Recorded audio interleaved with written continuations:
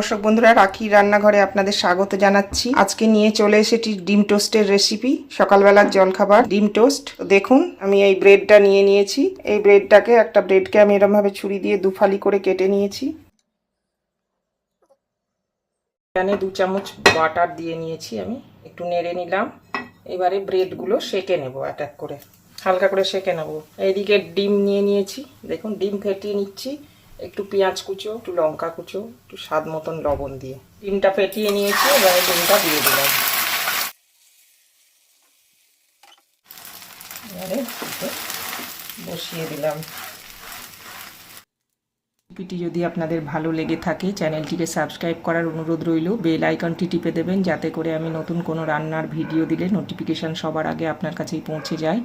Like share comment করবেন বন্ধুরা। ভিডিওটি দেখার জন্য ধন্যবাদ। ফিরে আসছি আবার অন্য কোনো দিন অন্য কোনো রেসিপি নিয়ে। ভালো থাকবেন, সুস্থ থাকবেন।